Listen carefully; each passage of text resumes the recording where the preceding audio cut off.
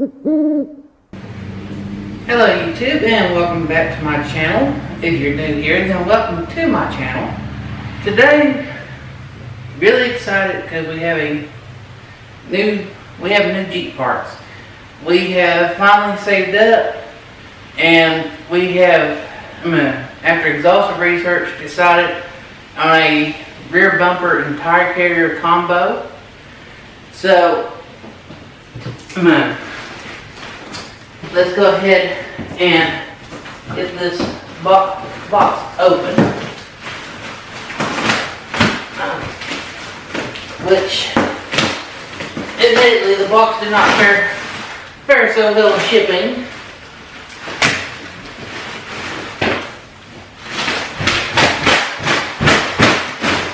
There it goes. So, which I've opened up the box with the tire carrier, but I haven't opened the box for the bumper. So you're seeing this for the first time with me, which is packaged fairly well, even though the box didn't carry so well. It's got plenty of foam.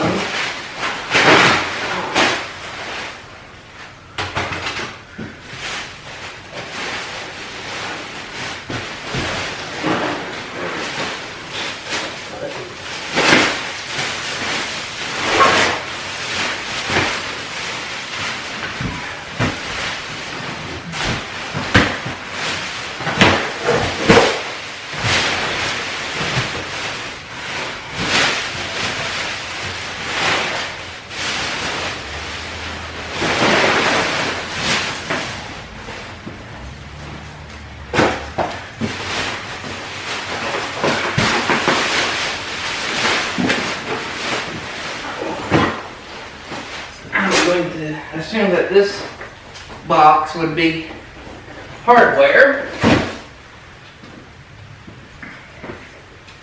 and then finally got down to the bumper itself, and as you can see, it's wrapped up like a mummy. So just a little information while I unwrap all this. The bumper I chose to go with is the DV8 RS-1 bumper. I bought this one from Extreme Terrain. Now, it took me a little while to get it in because, of course, bought it just before all the Black Friday sales and such. But what had happened is that when they had filled the order, they had inadvertently packaged up and sent me 2 rear tire carriers. So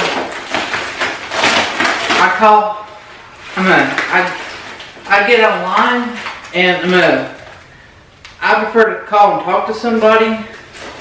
Especially, I don't know, it's just easier to talk to somebody than deal solely with computers sometimes. So I called and I talked to one of the representatives on the phone and explained to them what had happened. And they're really nice, really courteous about things. And they took, basically the customer service is really good at Extreme Terrain. And disclaimer, I'm not paid or sponsored by them. I just happen to buy stuff from them because they are they're a supplier of Jeep parts, basically. But I called them up, I talked to them. They, of course, anytime something like that happens, they're going to apologize for the I'm going to tell you for the mix up. And what they done is they emailed me return labels. And they said, here's what we'll do for you. Just go ahead, print out your return labels. The one that's not the right box, put the return label on it, drop it off at a UPS drop location. Just whenever it's convenient for you. When it hits our computer system that you shipped it back to us, we'll send you out the bumper. So, printed my return labels off. I taped the box back up. On Black Friday, I dropped the box off at the local UPS store. And I believe it was the following Monday. I got to checking on through my emails. And they had shipped it out. And they shipped this out on Monday and I received it on Wednesday. So, of course, and didn't cost me anything extra. They took care of the shipping. Just really good customer service. That's really nice. So,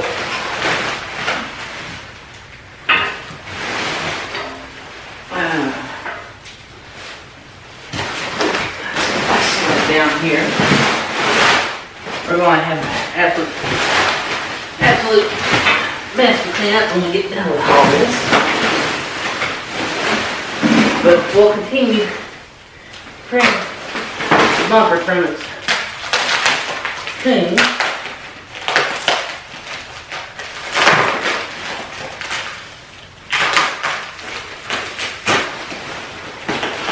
But yeah, if you order one and the box is not in that great shape, to be honest with you, I really wouldn't worry about the condition of the box too much, because they've got this thing wrapped up and they've got it between all the foam and the wrapping on the bumper itself. So here it is. As you can see, it comes with your D-ring mount points and D-rings, and it comes with a 2-inch receiver for your resitch. Now, a couple of reasons why I went with this one is, first of all, price. I think I ended up tax and all. I gave right at $700 for the bumper and tire carrier combo. But so for a bumper and tire carrier combo that's not too bad, there are cheaper ones. You can take and go with you could go with Barricade Extreme HD rear bumper and tire carrier combo, which would have matched my front bumper. But the only problem is that check really closely in the description, because a lot of your aftermarket bumpers and bumper tire carrier combos have the 2-inch receiver, but are not tow rated. This one is actually tow rated as a class 3 receiver, just like the factory one that was on the Jeep. So if you are going to need the capacity to tow a trailer, either look for a bumper that's going to allow you to retain your factory hitch, or look for a bumper that specifies. If it does not specify that it's class 3 tow rated, it probably isn't. So I'm going to get things moved around. We'll bring you in a little closer. We got the unboxing of the nice, pretty new bumper. So we're going to take and get things moved around, get things set up, and then we will start putting this on. So I dug through and looked through all the packaging, and apparently the bumper doesn't come with instructions, but you can go to Extreme Terrain's website and follow along with their they have a review and install video, so you can follow along with that, or you can stay here with me, and I'll try to make sure I can do a good job. And I'll try to walk everybody through it. I have already reviewed the install video. I've got a good idea how to do this, so instructions may not be that important to me at the moment. So the first thing we need to do is start disassembly, and we'll go get some tools and start by taking the spare tire off. Okay, so this should be, I've got a 3/4 inch deep well, so this should, unless you've got some kind of special lug nuts, these are the factory size. Of course, if you don't have one of these, the electric variant of it works as well, or good old-fashioned hand tools. So buzz those off and set this to the side.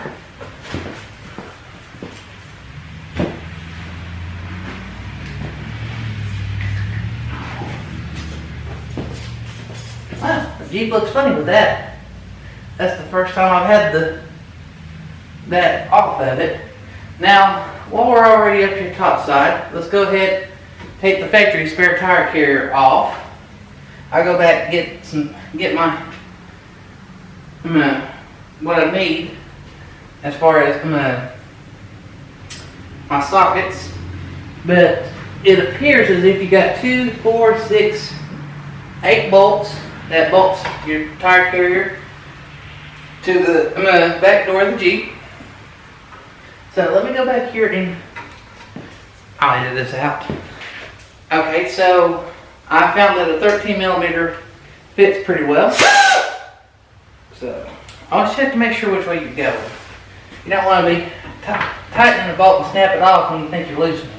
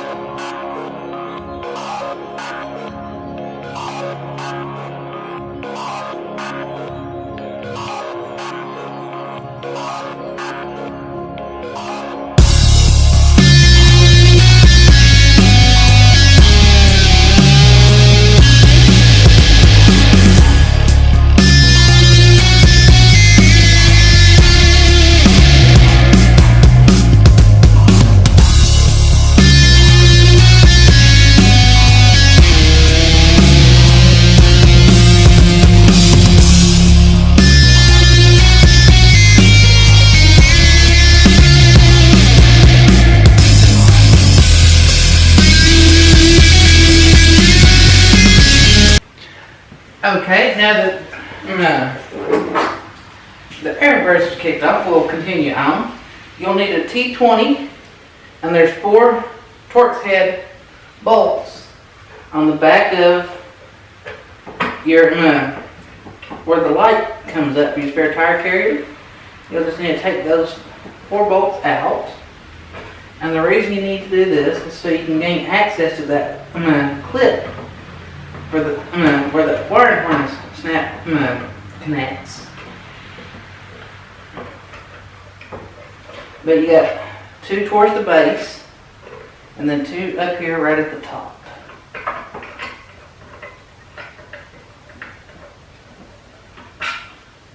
As you can see, not terribly difficult.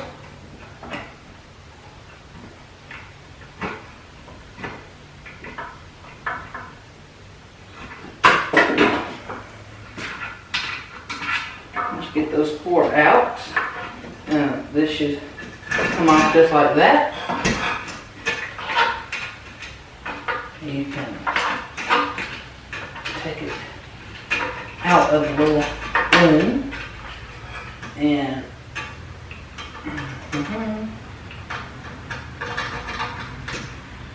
that should push down. There it goes. And now you've disconnected your wiring harness to your old tire carrier. Now you may want to toss this, you may want to save it depending on what you're going to do with your third brake light. I believe I'm going to be reusing some pieces off of this. So we will set that aside for the moment.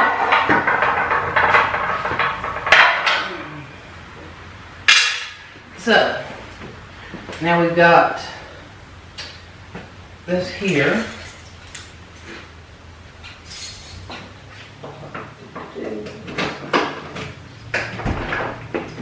I'll just fold that right back over like that for the time being.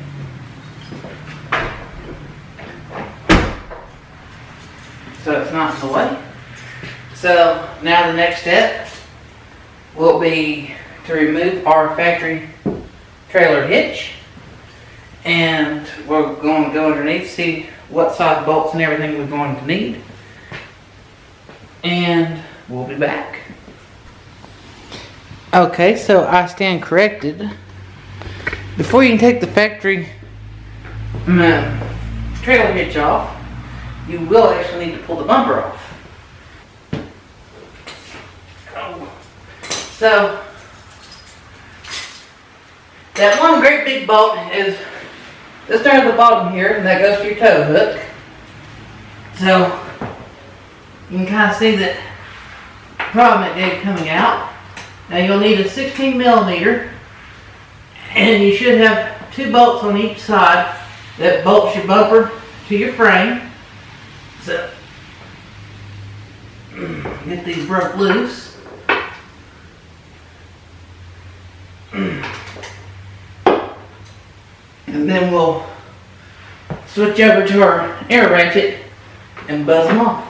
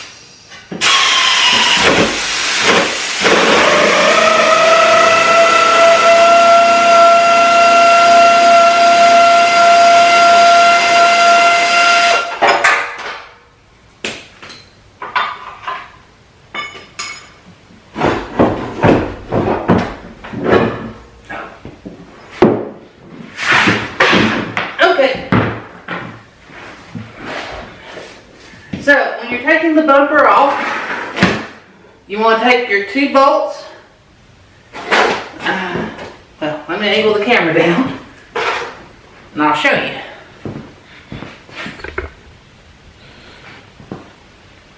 When you're taking the bumper off, you want to take your 2 bolts on the outside of your frame rails, and then you want to take the 2 upper bolts from your dogleg brackets.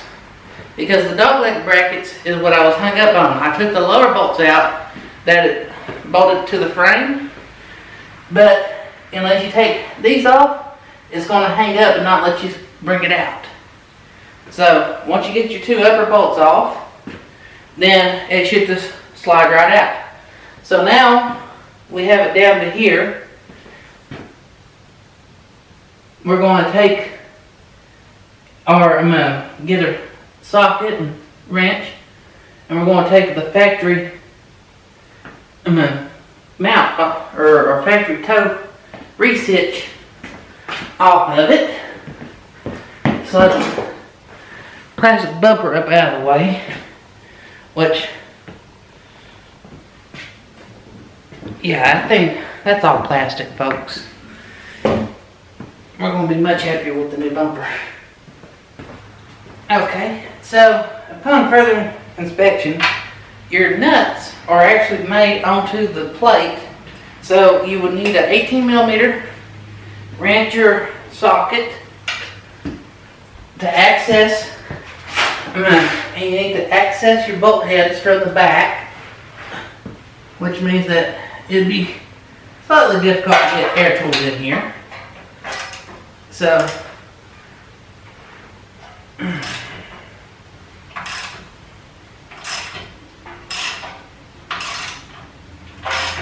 here you're pretty much down to hand tools for this.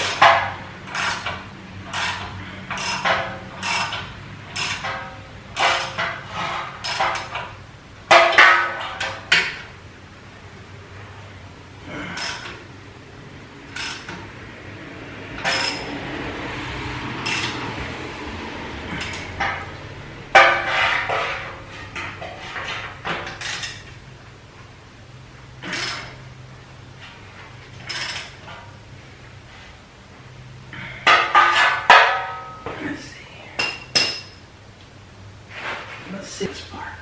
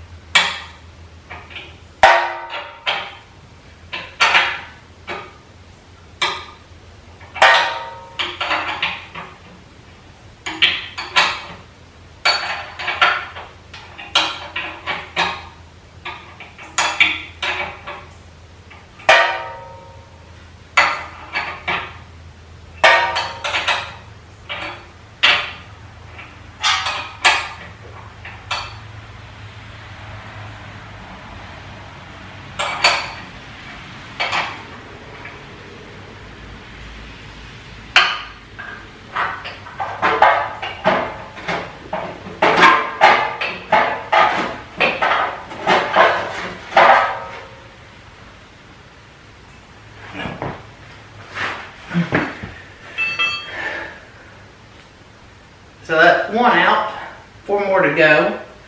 I won't bore you with all that. And we'll pick up after I get this back off. Okay, so we got the other 3 bolts out. Once you get all 4 of the bolts out, it literally just slides right down off of your cross member. If you have the factory tail option, your little, you'll have a little pigtail keeper right here. Your pigtail will literally just slide right down and out. And so now, the last step would be to finish removing our factory recovery point over here on the side. So we've already got this one out. So we'll get our side ones.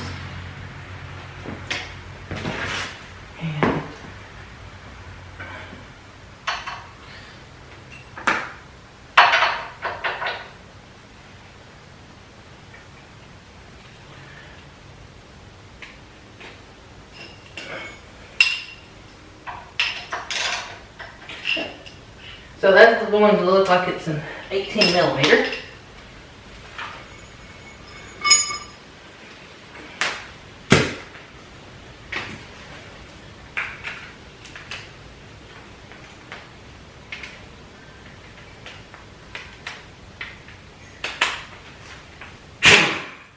So let's buzz these off.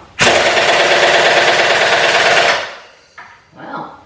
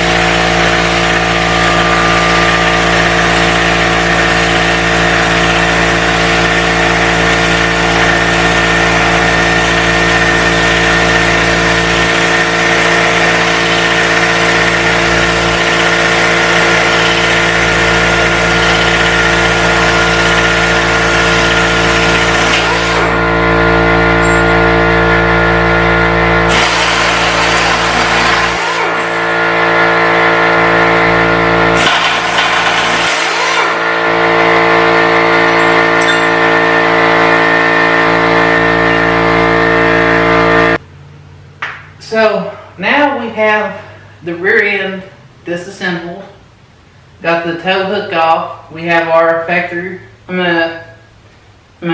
race hitch off, and we have the bumper off. So it is filthy. I'm going to pull the Jeep out of the garage and take a water hose to it before I put the new bumper on. But as you can see, the teardown is not terribly difficult. Just take your time with it. You know, don't tear things up. Don't get in a rush. Don't take a cut off wheel or sawzall to it. If the bolt, if you are using, you know, air tools or electric, if the bolt don't want to come off, sometimes, you know, you have to go get the breaker bar. If you don't want to come off with this, you might have to get a cheater bar to get more leverage. But, you know, if you're this is a 2014 model. It's about 4 years old at the time of this video. So, you know, it's not had a whole lot of rust. You know, the bolts are in pretty good shape. You know, if you're working on, you know, an early 2000s model, early 2000s. And, an early 2000, like something like 2007, 2010, you know, you might have a little bit more issues with getting bolts loose, especially if you live up in the northern states. And then if you go on back to the TJ, you know, some of those bolts might have welded themselves in place.